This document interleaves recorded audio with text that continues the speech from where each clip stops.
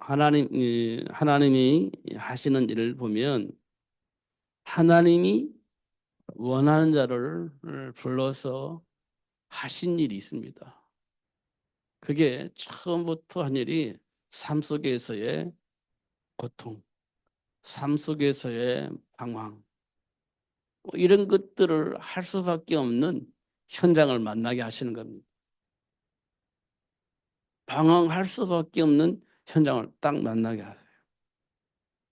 그리고 문제 때문에 해결할 수 없는 문제를 만나서 고통스럽게 하는 것도 성경에 보면 하나님이 그렇게 하셨습니다. 그러니까 사람들은 뭐 하냐, 막 어떻게든지 해결해 보려고 발버둥 치다가 사단의 문화 속에서 우상숭배를 하는 것도 보게 하는 겁니다. 어. 인간이요, 괜히 어느 날 갑자기 우리 막 신상을 만들어 놓고 절하자, 이런 머리를 우리 인간이 가지고 있었냐? 그렇지 않습니다. 절대 그렇지 않아요. 그런데 하나님을 떠난 인간이 어느 날 위기가 오고 한계가 오니까 뭘 만드냐? 신상을 만들어 놓고 막 절하고 기도하는 겁니다. 배우지도 않았는데, 또 가르침을 받지도 않았는데, 누구의 영향도 받지 않았는데, 하나님을 떠난 인간이 위기가 오고 한계를 만났을 때 하는 짓이 뭐냐면 우상 만들어 놓고 절하는 거예요. 이게 어디서 왔을까요? 이게 어디서 왔을 것 같습니까? 음. 이 근원을 우리는 확인을 해야 됩니다. 근원을. 사람들은 이 말을 잘 안 믿습니다. 이게 전통적으로 내려왔던 거 그냥 막연하게 뭐 전통부로 내려왔으니까 당연한 거지. 근데 우리가 근거를 찾으려고 얘기를 하면 그 성경에서 한 얘기고 기독교인들은 한 얘기고 이렇게 치부하고 그냥 안 믿습니다. 그러니까 이 흐름이요, 전 세계 모든 사람에게 깔려 있고 모든 사람이 영향력 아래 있기 때문에 이게 당연한 것으로 받아들이고 있는 겁니다. 하나님의 말씀을 안 받아들이는 상황이 되어지는 거예요. 그냥 세상 모든 사람들이 사단에 의해서 지배를 받고 사단에 의해서 만들어진 그 삶의 문화 속에 있기 때문에 에, 성경에서 말하고 있는 사단의 영향 속에서 만들어진 그 작품들에 대해서 그들은 인정을 하지 않아요. 그걸 인정하면 예수를 인정을 해야 되기 때문에 인정을 안 해요. 이 세상 사람이 다 그러고 있습니다, 지금. 그러면서 우리는 뭘 찾고 있냐? 행복을 찾고 있어. 그러면서 저주와 재앙 속에 있는데 그 속에서 행복을 찾고 있는데 찾아질 수가 없습니다. 하나님의 말씀이 안 믿어지는데.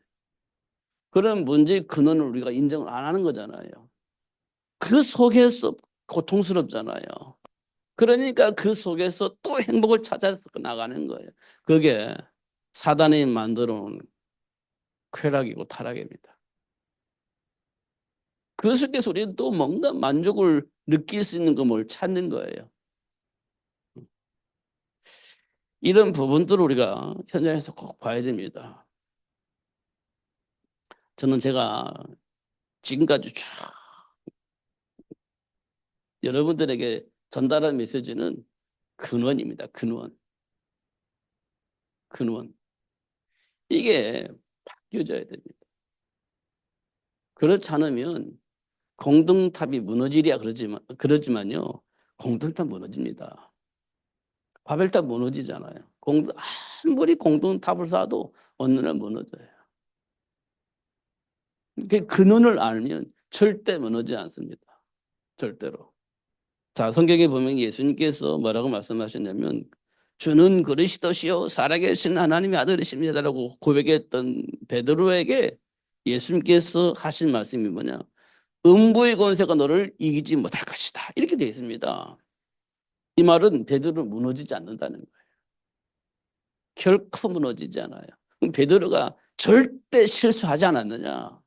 그렇지 않아요. 실수를 엄청 많이 했습니다. 실수를 엄청 많이 했어요.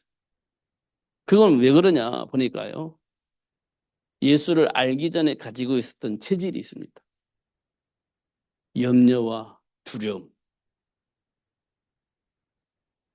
불신자 상태에 있을 때 항상 자리 잡고 있었던 염려와 두려움.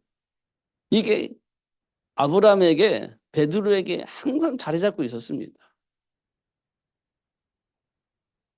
그게 예수님을 고백하고 영접을 하고 난 이후에도 그게 딱 작동이 되어지니까 무의식 속에 예수님을 저주하고 모른다고 하고 그렇게 하는 거죠. 하나님과 함께하는 삶을 누리지 못하니까 예수님이 십자가에 못 박혀 죽을 거라고 이렇게 이제 미리 알려주잖아요. 그런데 칼 빼가지고 말고 귀를 잘라버리기도 하고 실수 많이 했어요, 베드로가. 그래서 어떤 심리학자들은 베드로는 다혈질이다 이렇게 표현을 했어요. 다혈질이다. 다혈질은요 막 하잖아요. 어, 그렇게 표현됐습니다. 그런데 예수님은 베드로에게 뭐냐? 음부의 권세가 너를 이기지 못할 것이다. 이렇게 말씀을 하고 있습니다. 하나님이 지금 저와 여러분에게 예수님을 주인으로 영접할 수 있도록 축복을 하시잖아요. 그럼 우리에게 어떤 복이 와 있을 것 같습니까? 음부의 권세가 이길 수 없는 축복이 우리에게 와 있는 겁니다. 그러니까 그 사실을 안다면 염려와 두려움이 우리에게 들어올 수 없는 겁니다, 사실은. 그런데 그 사실을 알면서도 불구하고 우리 안에 무의식 속에 염려와 두려움이 항상 작동이 되는 거예요. 그럼 항상 깨어 있어서 사단의 일을 멸하신 예수를 모르면 나도 모르게 내 안에 뿌리 내려져 있는 무의식 속에 있는 염려와 근심이 나에게 막 작용이 될 때 우리가 그걸 못 이겨먹습니다. 그걸 어떻게 이겨먹어요? 내 안에 있는 무의식 속에 있는 것이 나도 모르게 내 안에 작동되는데 그걸 어떻게 이겨먹어요? 못 이겨먹습니다. 인격으로 이겨먹을 수 있냐? 못 이겨먹어요. 그냥 믿음으로 이길 수 있냐? 못 이겨먹습니다. 네가 막 주야 하는 사람들이요. 결국 한 개만 남으면 무너지는 이유가 그리스도를 몰라서 그래요. 그냥 믿음으로 주야 부르짖는 거예요. 저도 많이 해봤습니다. 근데 어느 날 한계가 오면 무너져 버리는 거예요. 그렇게 열심히 했는데 막 금식 기도도 하고 막 사람들이 어느 날 무너지잖아요. 왜냐?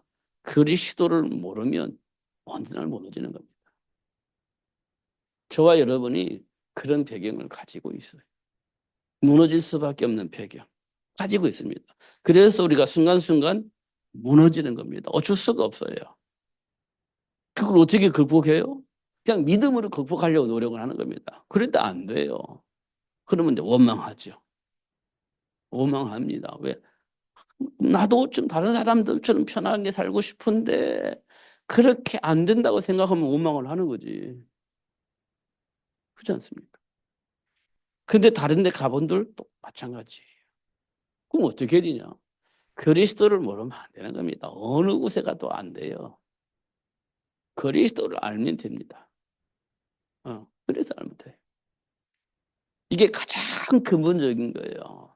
다메섹에서 예수를 만난 바울이 딱 결론 나는 거예요. 그 어마한 배경이 있는데 철학도 있고 나름대로의 삶의 기준도 있고 나름대로의 어떤 그 포지션이 있는데 예수님이 바울아 누굽니까? 네가 핍박하는 예수다. 이걸로 해서 딱 정리가 돼버리는 거예요. 그러니까 예수 만나는 것은 뭐 훈련을 받아서 예수를 아는 게 아니에요. 하나님의 은혜를 통해서 발견되어지는 겁니다. 그 이후에 이제 훈련은 뭐냐? 내 안에 있는 체질들이 그리스도로 바뀌어져 나가는 겁니다. 내 생각의 기준이 그리스도로 바뀌어져 나가는 거예요. 그러면서 우리는 어디야? 세계 복음을 위해서 제자로 삼았구나. 세계를 복음하기 위해서 제자를 만들어야 되는구나. 이렇게 이제 하나씩 하나씩 답을 얻어가는 거죠. 그렇게 이제 하나님이 우리를 훈련시키는 겁니다. 광야 40년에 이스라엘 백성들 훈련시키듯이 이미 딱 그리스도로 결론 나게 하시고 이제는 가나안 땅을 정복할 수 있는 제자가 될 수 있도록 훈련시키듯이 이제 우리 그리스도 안에 들어오게 하시고 삶 속에 있는 많은 과정 속에서 내 안에 있는 체질을 다 드러내고 그리스도로 치유받게 하시고 세계를 복음할 수 있는 237 나라고 존중적으로 살릴 수 있는 제자가 되어지도록 그렇게 역사하시는 것을 우리는 훈련이라고 하는 겁니다. 삶 속에서 일어나는 일들이 전부 다 현실 속에서 일어나는 일들입니다. 그렇게 되다 보면 우리가 이제 그리스도 안에서 평안이 생기고 누림이 생기는데 이걸 오해하면 바리새인들이 가지고 있었던 율법주의로 빠져버리는 겁니다. 율법주의 빠지면 내 마음에 평안이 깨져요. 왜 깨지냐? 해야 되는데 못했다고 생각하잖아요. 그럼 나도 힘들어요. 근데 주변의 사람들도 해야 되는데 안 하고 있어. 그러면 또 뭔가 이게 말을 해야 되는 거예요. 그러면 또 평안이 깨집니다. 그러면 우리가 그리스도 안에서 현실을 봐야 그 평안을 유지할 수 있어요. 그리스도 안의 현장을 봐야. 하나님의 계획 속에서 현장을 봐야 평안이 유지가 되어지는 겁니다. 근데 그거 하면 사단이 기분 나쁘잖아요. 그러니까 자꾸 뭔가 모르게 왜곡되어지게 만드는 겁니다. 내가 알고 있는 대로 내가 안 되고 있고 현장에 있는 사람들도 아는데도 불구하고 못하고 있고 그러면서 나도 모르게 평안이 깨어지게 되는데 그걸 이용하는 겁니다. 사탄이. 이런 것도 우리가 확인할 수 있습니다. 저는 지금 어떤 생각을 깊이 묵상을 하고 있느냐면 세계를 복음할 수 있는 렘넌트 준비하는 거 이거 좀 깊이 묵상하고 있습니다. 이거 깊이 묵상하고 있어요. 나도 잘못된 체질을 가지고 있고 여러분도 잘못된 체질을 가지고 있잖아요. 저도 잘못된 생각 속에서 드러나는 거 있고 여러분들도 잘못된 생각 속에서 드러나는 거 있잖아요. 이게 문제 삼으려면 다 문제가 돼요. 문제 삼으려면. 그러나 그리스도 안에서 다시 한번 확인해 보면 우리가 치유가 되어지는 시간 또 하나님이 주신 정체성이 회복이 될 시간으로 만들면 감사가 나오는 겁니다. 그리스도로 답을 알 수 있도록 그걸 만들어 나가는 겁니다. 이렇게 우리가 확인을 할 수가 있습니다. 그리고 나서 하나님께서 우리에게 주신 축복이 뭐냐면 정복하는 거예요. 하나님 본래 인간에게 준 것이 정복하는 겁니다. 이 정복의 대상이 있는 거예요. 정복을 해만 하는 현장이 이미 우리에게 주어져 있는 겁니다. 그러니까 정복할 수 있는 권세를 주셨지. 정복의 대상이 없는데 정복하는 권세를 왜 주셨겠어요? 이미 그런 현장이 있기 때문에 하나님이 우리에게 권세를 주신 거예요. 정복할 수 있는. 그리고 다스릴 수 있는 권세 있죠. 하나님 나라가 무너지지 않고 하나님 나라가 무너지지 않고 하나님 나라가 날마다 회복될 수 있는 다스림이 우리에게 필요한 겁니다. 왜곡하고 공격하는 자가 있기 때문에 하나님 나라가 무너지도록 공격하고 사단의 나라가 되어지도록 막 공격하는 자가 있기 때문에 거기에 속지 않고 하나님 나라가 유지되어지고 하나님 나라가 회복되어질 수 있는 통치력을 하나님이 주신 겁니다. 그게 다스림입니다.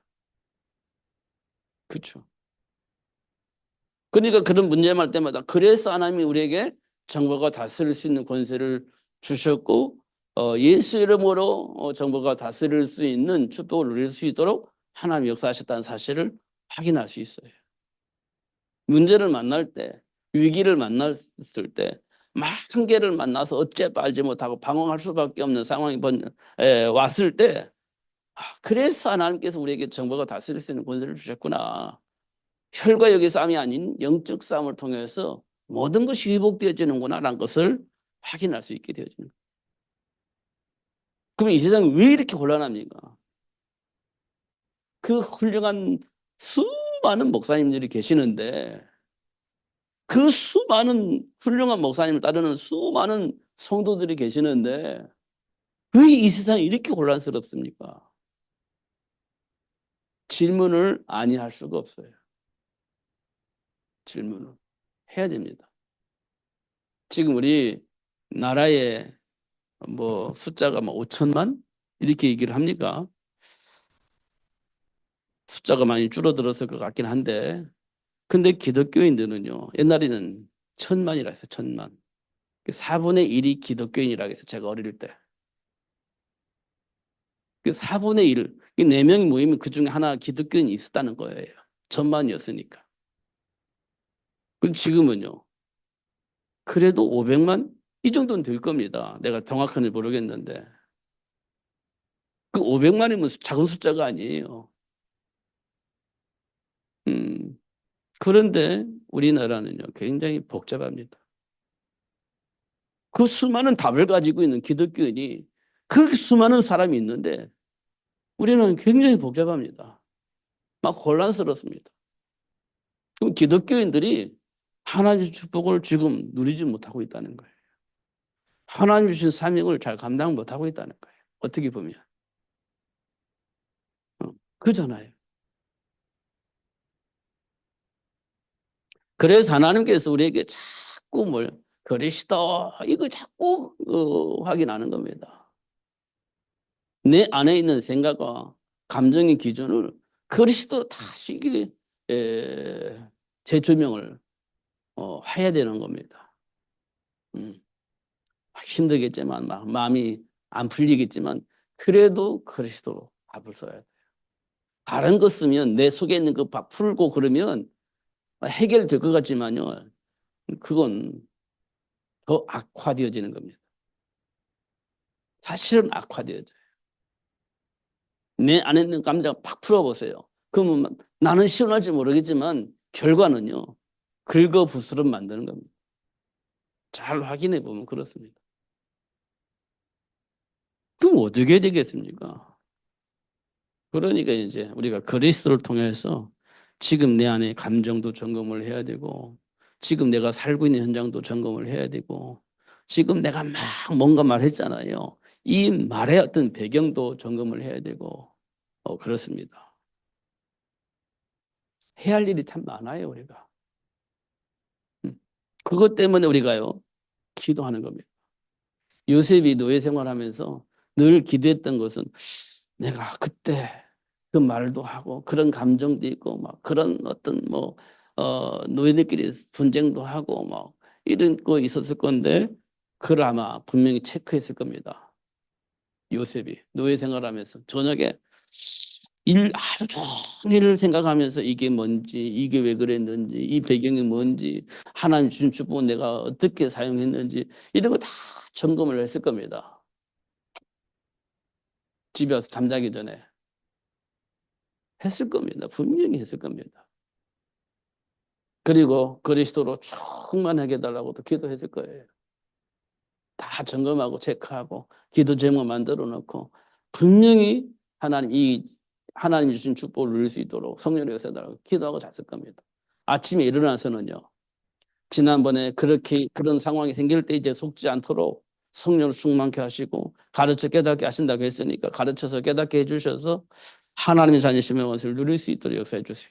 하고 또 그 노예 현장으로 갔을 겁니다. 요셉이 한 것은 분명히 그것밖에 한 게 없을 거예요. 하루 종일 노예 생활을 하면서 자기 안에 있는 감정들을 또 인간관계를 통해서 막 부딪혔던 것들을 점검하고 기도하고 그런 얘기에 속지 않도록 성령을 역사해달라고 기도하고 이거 2번 했을 거예요. 분명히 했을 겁니다. 그럴 때 하나님께서요 응답을 하셔서 하나씩 하나씩 치유되고 회복되어지면서 그리스도 안에 있는 축복을 누리는 삶을 살 수 있도록 하나님이 축복하셨을 겁니다. 그게 형통하게 되어지는 복입니다. 그냥 형통한 복을 하나님께서 뚝 떨어뜨린 게 아니라 잘못된 삶을 거부하고 올바른 삶을 살 수 있도록 하나님께서 인도하셨는데 요셉이 그 길을 가게 된 겁니다. 그래서 그 길 속에 뭐가 있어요? 형통한 복이 있었던 거지. 우리는 형통한 복 하면 하늘에서 뚝 떨어지는 복인 줄 아는데 그렇잖아요. 정상적인 길로 갈 때 그 정상적인 길 속에 형통한 복이 있는 거예요. 하나님이 준비한 복이 그 안에 있는 거예요. 뚝 떨어지는 게 아닙니다. 이런 것도 우리가 확인할 필요가 있습니다. 매 순간순간 우리가 잘못된 길을 가면 그 복을 누릴 수 있는 길을 못 가는 거예요. 어. 잘 가다가 그 복이 있는 장에서 싹 돌아가면 지금까지 잘 살아왔는데 꼭 받아야 할 복이 있는 그 장소에 싹 돌아가는 거예요. 그럼 복을 못 받는 거지. 억울하잖아요, 여러분. 지금까지 신앙생활 잘 해왔는데 어느 날 싹 돌아가는 겁니다. 하나님께서 아브라함을 복의 근으로 삼았는데 어느 날 그 복을 누릴 시간표에 싹 돌아가는 거예요. 애굽으로. 그럼 복을 받을 수가 없지. 그러잖아요. 하나님께서 베드로에게 어마어마한 복을 주셨는데 그 복을 받을 수 있는 그 찰나에 예수님을 저주하면서 싹 돌아서는 겁니다. 그 복을 받을 수가 없지. 그런 것들을 하나님께서 확인시켜 놓은 겁니다. 아브라함이 그렇구나. 그때 그 순간에 내가 오해를 해서 잘못된 선택을 해서 복을 받았지 못했구나. 그걸 알게 된 겁니다. 그러니까 이제 나중에 조카와 싸움이 있을 때 다 그 길을 가는 거예요. 양보해버리고 그 복을 받을 수 있는 길을 가게 되는 겁니다. 알았다는 거예요. 음. 그러니까 하나님께서 아브라함이 주신 그 복을 받아 누리게 된 거지. 이런 것도 우리가 하나씩 하나씩 확인해 볼 필요가 있어요. 그냥 성경 얘기가 아닙니다. 성경 얘기가. 실제적인 우리 삶 속에서 일어나는 일들입니다. 실제적으로. 이런 것도 우리가 확인을 하는 겁니다. 그래서 제가 몇 가지 적어봤는데요.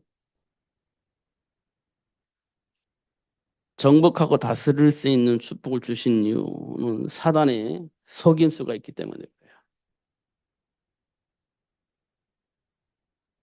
이걸 우리는 왜곡된 삶이라고 합니다.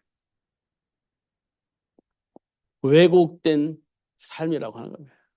왜곡된 삶.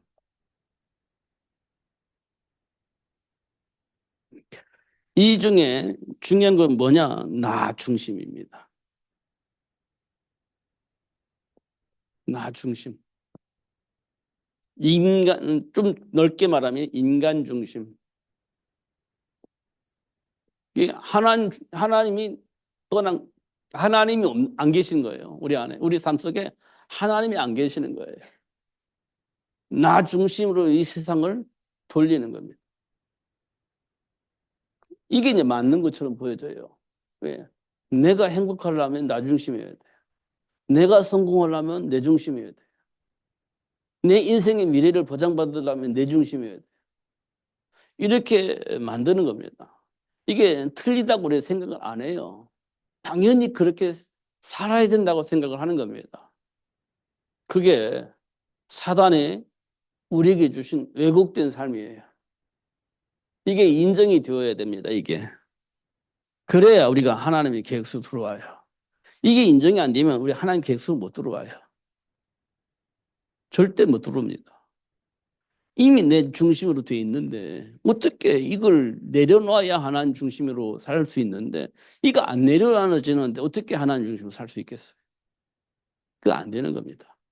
그게 우리를 그렇게 이끌어가는 거예요. 사단이 우리를 이렇게 이끌어가는 겁니다.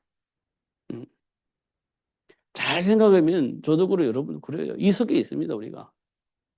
그런데 다행히 우리가 그리스도 안에서 해방이 되니까 예수 이름으로 점검하고 또 돌아서고 또 이 속에 빠졌다가 또 예수 이름으로 기도하며 점검하고 돌아서고 이런 일이 이제 반복되어지는 거예요. 이게요. 굉장히 중요한 축복입니다. 과거로 들어가지만 예수 이름으로 다시 나오고 과거로 돌아가지만 다시 예수 이름으로 나오고 이게요. 우리 굉장히 중요한 겁니다. 왜냐하면 이렇게 하다 보면 어떻게 해요? 예수 중심으로 돌아가게 되는 거예요. 반복하다 보면 어느 날부터 내 중심에서 이제 하나님 중심으로 돌아오는 축구의 시간표가 와요. 그러니까 지금 당장 우리가 막 이렇게 왔다 갔다 한다고 해서 낙심할 일이 아니에요. 어느 날 하나님, 나 중심에서 하나님 중심으로 돌아서는 날이 오게 되어지는 겁니다. 괜찮아요. 그래서. 그 다음에 우리는요, 성공을 중심으로 살고 살아요. 이게 내 인생의 미래를 보장한다고 생각하는 겁니다. 성공을 해야 내 인생의 미래가 보장된다고 생각을 해요.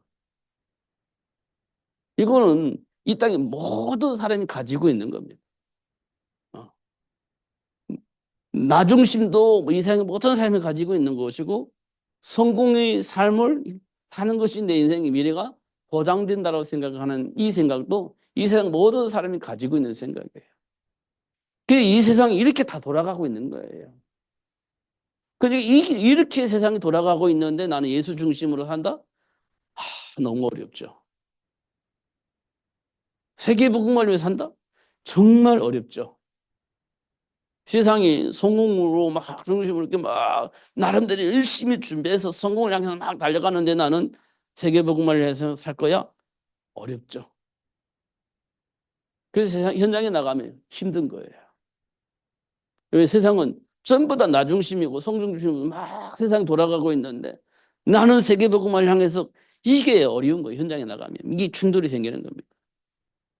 그 가능하지 않아요. 힘지 않습니다. 그렇잖아요.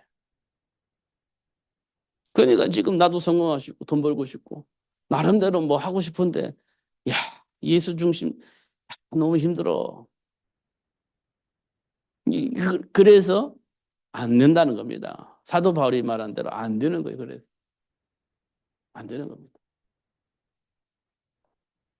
예수를 모르면 안 되는 거지. 절대 불가능한 겁니다. 제가 요즘 우리 엠런트에게 깊이 이기는 하나지만 제 마음속에 이제 기도하고 있는 게 있습니다. 그게 뭐냐? 우리 렘넌트들을 누구처럼? 음, 사무엘처럼 홀로 서게 하는 거예요. 그리스도 이름으로. 그런 렘넌트를 만드는 것이 하나님의 소원이라 생각하고 있습니다. 하나님의 소원. 그러니까 하나님 신 복음 안에서 깊이 묵상하면서 인도받는 사람, 그런 렘넌트를 좀 만들었으면 좋겠다 이런 생각입니다. 음, 깊이 생각하고 있습니다. 그래서 우리는 뭘 얘기하냐? 근원적인 얘기를 하는 겁니다. 계속 근본적인 거. 여러분 수없이 들었기 때문에 알겠지만 생각과 삶이 안 바뀌어 있습니다. 감정이 안 바뀌어 있어요. 그러니까 또 제가 그 얘기를 또 하는 거예요. 생각이 안 바뀌어 있고 감정이 안 바뀌어 있고 삶의 기준이 안 바뀌어 있기 때문에 또 근본적인 얘기를 해서 지금 내 안에 있는 감정과 삶의 기준들을 점검할 수 있도록 그렇게 계속 제가 얘기를 하는 거예요. 지금 반복적으로 1년 내내 얘기를 했어요. 는 굉장히 의도적인 것이고 하나님이 원하시는 일이기 때문에 계속 그런 얘기를 하도록 하고 계신다. 저는 그렇게 믿고 있습니다. 음. 그러니까요. 즉 우리 청소년 렘넌트들이 너무 중요한데 이게 정리가 안 되어지고 있습니다. 그래서 계속 반복적으로 지금 말씀을 드리고 있습니다. 그 다음에 이제 뭐가 있냐면 당연히 두려움이 오죠. 당연히 염려가 생기죠. 그 가운데 그 문제를 해결하기 위해서 뭐 하냐? 그게 이제 종교 생활입니다. 이게 하나님의 계획 속에서 있는 게 아니고 하나님의 계획 속에 있는 게 아니에요. 종교 생활은. 나의 계획을 이루기 위해서 종교 생활을 하는 겁니다. 음. 다시 말하면 나의 평화, 나의 행복 이걸 위해서 우리가 종교 생활을 하는 거예요. 어. 그러니까 이게 전부 다 나 중심으로 이 세상이 흘러가고 있습니다. 나 중심으로. 이게 사단의 속임수이고 우리 인생을 왜곡되게 하는 사단의 전략입니다. 이거 우리가 봐야 돼요. 그러면 이 사실을 알면 아는 사람 한 사람만 나와도 하나님께서 그 한 사람을 통해서 세상을 바꿀 겁니다. 우리가 과거에 주기철 목사님 얘기 많이 하잖아요. 주기철 목사님. 일제시대 때에 주기철 목사님. 어, 우상숭배를 종용했던 그 시대의 주기철 목사님. 그러니까 이 총회가 일제의 그 위력 앞에 무릎 꿇고 신사에게 절하는 것을 그냥 국가의 예로 표현하고 그 신사에 절을 하도록 만들었거든요. 총회에서 그렇게 결정을 했어요. 그러니까 모든 교인이 신사 앞에 절을 하는데 그게 우상숭배라고 생각을 안 한 거예요. 총회에서 그렇게 결정을 했으니까. 근데 왜 그렇게 결정했을까요? 일제 유력 앞에 어떻게 할 수가 없었어. 어. 총칼 들고 있는 총회장에 총칼 들고 있는 일제의 사람들이 다 지키고 있는 겁니다. 위력이죠, 그거. 누가 반대하는지, 누가 이상한 소리 하는지 다 지켜보는 거예요. 그럼 어떻게 하겠습니까? 일본 사람들이 원하는 회를 해야 되고 결정을 해야 되는 거지. 그럴 수밖에 없었던 겁니다. 위력 앞에. 그럼에도 불구하고 주기철 목사님은 그 반대했습니다. 절대 반대했습니다. 어. 그게 어떻게 국가에 있냐? 우상숭배지. 이렇게 강력하게 반대했어요. 이게 총회에서 뭐냐? 너 이단이다 하고 정죄를 해버렸습니다. 그걸 못 풀었어요. 지금까지 그래서 주기철 목사님 이단입니다. 어. 그렇게 하다가 이제 순교길을 가게 된 거지. 그렇습니다.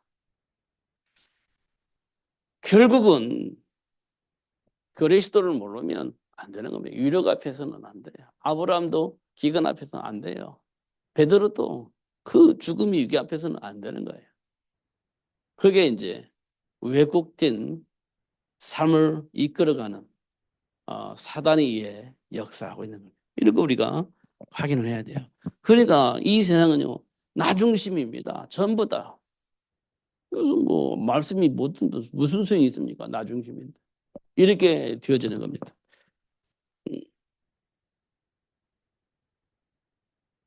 그러면서 사탄이 이렇게 말합니다. 삶의 문화를 통해서 인간의 행복한 삶을 왜곡시키는 거예요. 행복한 삶을 왜곡시키는. 진짜 행복이 뭔지 모르고 행복이라는 것을 왜곡시키는 거예요. 이걸 보고 우리는 쾌락이라고 합니다. 성경은 쾌락이라고 얘기를 해요. 우리는 쾌락을 막 느끼면서 행복하다고 생각을 하는 거예요. 쾌락적인 삶을 살면서 행복하다 얘기를 하는 거예요. 그래서 내가 우리 중고등부 얘기할 때는 이런 일 하게 합니다. 게임 너무 좋지. 그런데 그 게임을 하는 것이 나쁜 건 아니야. 그런데 그 속에 빠지면 내 인생의 미래를 위해서 준비하는 공부를 못해. 미래를 준비할 수 있는 실력을 갖춰야 되는데 그걸 못해. 그럼 여러분 어떻게 해야 되겠습니까? 라고 물어보면 답은 있어요. 뭐 게임 줄이고 공부해야죠. 이건 정답이에요. 중요한 건 안 되는 게 문제지. 안 되는 게 문제지. 답을 모르는 게 아니에요. 알아요. 근데 안 되는 게 문제지. 그 왜 그냐? 이것 때문에요. 사단이 만들어 놓은 쾌락의 삶 때문에 아는데 안 되는 겁니다. 우리 오늘도 아까 어떤 목사님이 그랬어요. 다 알아. 팀사역도 얼마든지 할 수 있고 답을 줄 수도 있고 다 알아. 근데 본인의 삶은 안 된다는 거예요. 본인의 삶은 안 되는 거 어떻게 하겠습니까? 지금 문제다고, 심각하다고 이렇게 얘기를 했습니다. 음. 제가 볼 때는 어, 정말 그렇습니다. 이게 들어와서 그래요. 우리 안에 들어와서.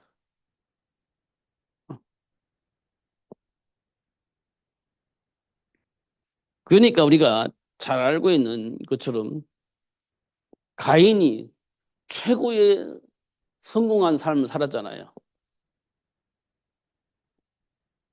성공의 삶을 살았어요. 가인이.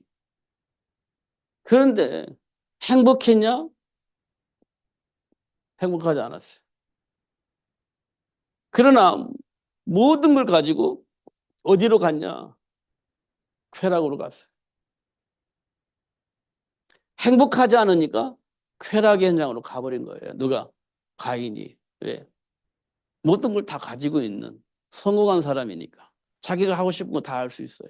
근데 행복하지 않아. 그 행복하지 않은 삶을 뭘로 바꿨냐? 쾌락으로 바꾼 거예요. 그게 가인입니다. 이게 누구에게 전달됐냐? 후손들에게. 후손들 그래도 전달된 겁니다. 그래서 부자가 똑같이 성공했고 즐겼는데 지옥에 들어간 겁니다. 그래서 부자의 소원이 뭐냐? 후손들이 예수를 믿을 수 있도록 그렇게 간절히 요청을 하는 겁니다. 간절히 요청을 해요. 부자가 막 성공해가지고 자기가 막 원하는 모든 걸 했습니다. 그게 행복이라고 생각을 했는데 그게 쾌락이에요. 그게 행복이 아니고 쾌락이라고. 근데 자기는 행복한 사람이라고 생각을 했을 거예요. 자기가 하고 싶은 거 다 했기 때문에. 그 죽어서 지옥 갔어요. 내가 그때 거지 나사로 말을 들었어야 되는데 이미 늦어버린 겁니다. 거지라고 무시해버렸겠지. 예, 거지라고 무시했겠지. 자기 상에 막그 상에서 떨어진 부스를 먹고 사는 그 거지한테 내가 예수 믿으라고 할 때 네가 뭐 저저저 하면서 거부했겠죠. 근데 죽어서 지옥 가버리니까 야, 나 거지 나사로의 말이 맞았어. 그 후에도 소용이 없습니다. 그러니까 나사로를 다시 살려가지고 이제 우리 자손들에게 우리 친척들에게 예수 믿으라고 말해주면 그 죽었다가 살아난 나사로의 말을 들을 겁니다. 아니, 안 들어. 하나님의 말씀을 안 듣는 사람은 죽었다 살아나서 가서 예수 믿으라고 안 믿어. 그건 거짓말이야. 그렇게 얘기를 해버렸습니다. 왜냐? 왜 그렇습니까? 쾌락이 삶의 문화가 되어 있기 때문에 그 쾌락을 놓칠 수가 없어. 그래서 안 믿습니다. 이거는 늘 상식적이고 늘 반복된 얘기를 하는 것이겠지만 여러분 잘 생각해 보세요. 감정을. 지금 내가 무엇을 위해서 살고 있는가. 잘 생각해 본 답이 나옵니다. 그리고 문제가 생기면 운명이니 팔자니 얘기를 합니다. 그럼 뭐 합니까? 사주 보죠. 뭐 합니까? 고사 지내죠. 이렇게 사는 거예요. 이게 인생의 답이라고 생각을 하는 거예요. 사주 보고 고사 지내고 이렇게. 이게 우리 인생을 바꿀 수 있는 비밀이라고 생각을 하는 겁니다. 이게 지금 우리 삶 속에 있는 삶의 문화들이에요. 잘 확인해 보면 지금 이러고 있을 겁니다. 모든 사람들이. 그러면서 하나님께서 우리에게 준비된 축복을 발견하고 누릴 수 있도록 합니다. 그게 아브라함의 삶의 여정입니다.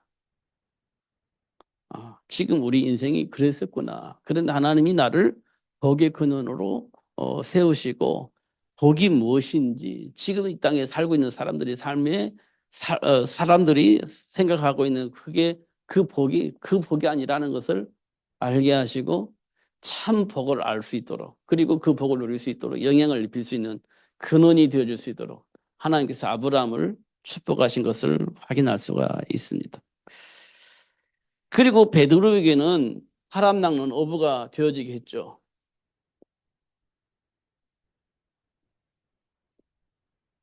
베드로에게는 당해보니까 알았어요. 3년 동안 공생하면서 예수님의 수제로서 보란 듯이 살은 것 같았는데 보니까 아니야, 아니야. 확인됐습니다. 위기가 오니까 자기 말고 기도 자르고 위기가 오니까 예수님도 저주하고 도망가 버리는 그리고 과거로 돌아가 버리는 그런 모습을 분명히 확인했습니다. 베드로가. 같이 갈릴리로 갔잖아요. 갈릴리 바다로 고기 잡아 먹으려고 갔잖아요. 과거의 체질을 그대로 돌아갔습니다. 베드로가. 그잖아요. 근데 예수님께 찾아갔습니다. 그리고 한 마리도 잡지 못했던 베드로에게 고기 잡는 축복을 허락해 주시고 베드로를 무릎 꿇게 했습니다. 예수님 앞에 무릎 꿇게 했습니다. 그리고 현장에 자기 살아온 여정을 쫙 스크린을 해버린 겁니다. 확인해 봅니다. 아, 그래서 사람 남을 어부가 되어지게 하셨구나.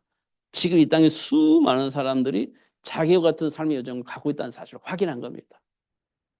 그러니까 그 사람들이 사람을 살려야지. 너 같은 인생, 너 같은 인생을 사는 사람들 다 살려내야지. 이게 예수님이 이 베드로에게 주신 사명입니다. 사람 남을 어부. 바울은요. 바울은요. 유대인의 율법주의 이 속에 다 빠져 있습니다. 이 땅의 모든 사람이 철학에 모든 사람이 빠져 있습니다. 그래서 어떻게 바울을 향해서 그래 그 모든 사람을 살려야 된다 예수로. 그래서 제자 만드는 그 일에 올인했죠. 그 현장 살린 시스템 만드는 그 일에 올인했습니다. 그래서 고린도 지역에 교회 세우고 데살로니가 지역에 교회 세우고 막 가는 현장마다 교회를 세워서 그 현장을 살릴 수 있는 시스템을 만들게 하신 겁니다. 그 교회를 세울 수 있는 지도도 세웠고 그 가운데 누가 있죠? 오네시모, 도둑놈, 종이면서 도둑놈 감옥에 갇혔어요. 근데 마침 바울을 만난 겁니다.